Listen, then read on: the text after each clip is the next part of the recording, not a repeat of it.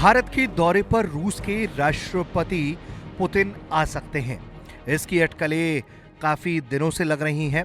दरअसल इस साल Bharat Russia annual summit Bharat को होस्ट करना है और इसके मद्देनजर दोनों देशों के डेलीगेशंस के बीच तैयारियां भी जारी हैं।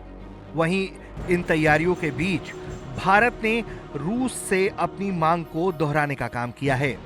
भारत लगातार ये बात कह रहा है कि वहां रूस की सेना में मौजूद भारतीयों को रूस को वापस करना चाहिए और इससे जुड़े हुए सवाल को लेकर विदेश मंत्रालय ने अब एक बार फिर से बयान जारी किया है। खबर है कि रूसी सशस्त्र बलों में काम कर रहे 12 भारतीयों की मौत हुई है।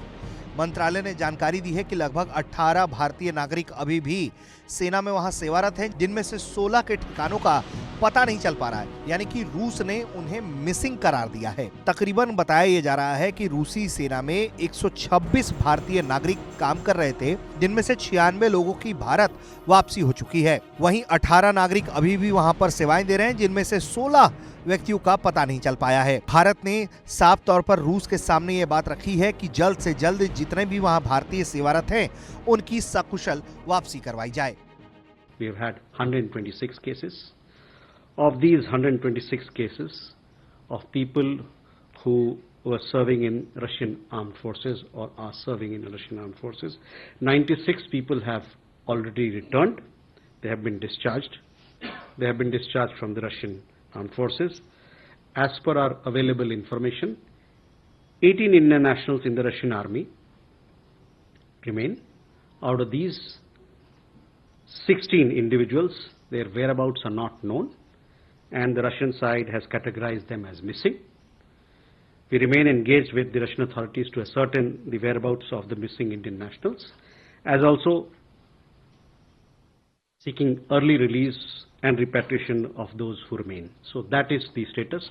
12 Indian nationals have died in the conflict who were serving in the Russian.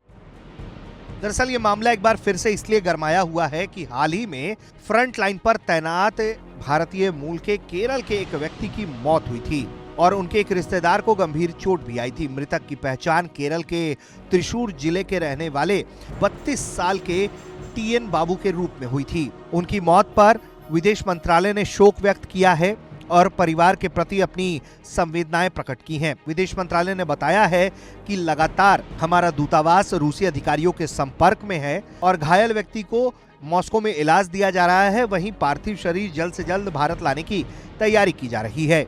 बताया जा रहा है कि भारत ने एक बार फिर से बड़ी ही मजबूती से रूस के अधिकारियों के सामने ये मांग उठाई है कि जितने भी भारतीय उनकी सेना में काम कर रहे हैं, उनकी सकुशल भारत वापसी करवा दी जाए। ब्यूरो रिपोर्ट, भारत तक।